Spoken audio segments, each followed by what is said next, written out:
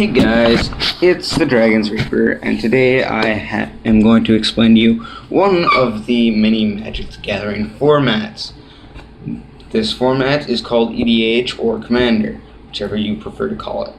Now, EDH stands for Elder Dragon Highlander. This was, for marketing purposes, it was saying that it was showing all these cards that usually couldn't be played in normal tournament play.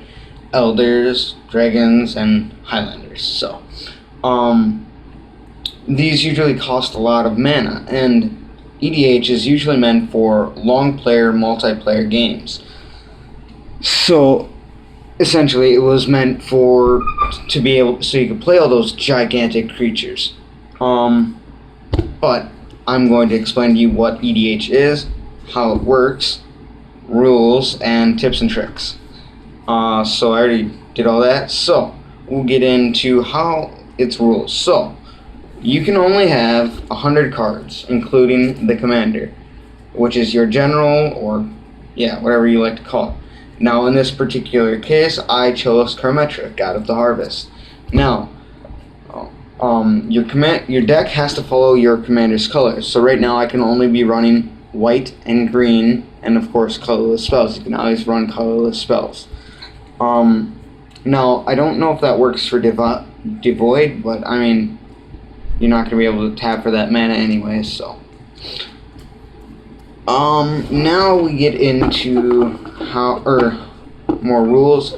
So you can only have one of each copy of a card, except for basic land. So you can have as many forests and as many plains as you want in there, but, say it's a non-basic, you can only have one of those, or any creature, you can only have one of any.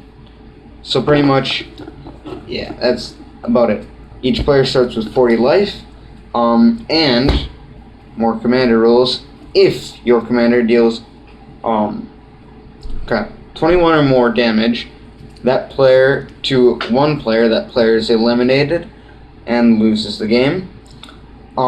Second thing about the commander, each time they die, which usually doesn't happen with Karmetra since she's indestructible, but say she were to die somehow, she goes back to the command zone. Now the command zone is out of the game, and I don't think she can be targeted from there. I mean, it wouldn't make sense that she would. It's basically exile, but you can cast her from there, so every time you have to recast her, she costs 2 more. Any commander does that. Whenever they die, after the first time they cost 2 more, after the second time they're going to cost 4 more.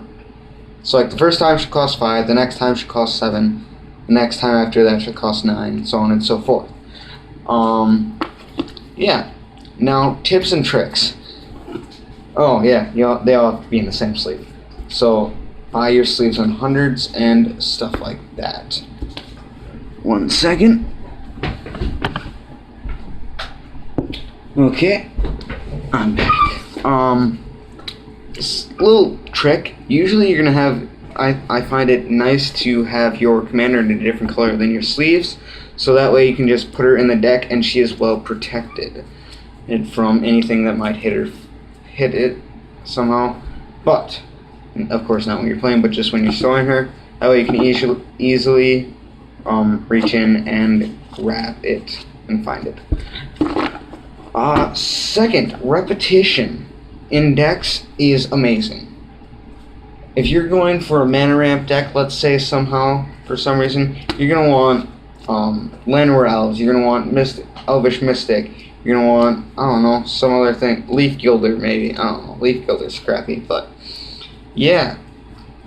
And board wipes, don't be afraid to board wipe, that's another good thing about EDH, is board wiping is good. Don't be afraid to do it.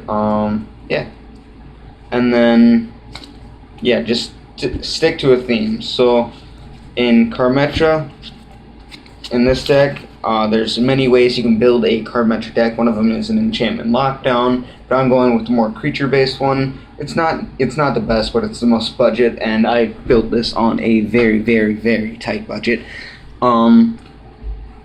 So you're pretty much trying to get as many creatures out to get as much land out so you can cast large X spells, stuff like that.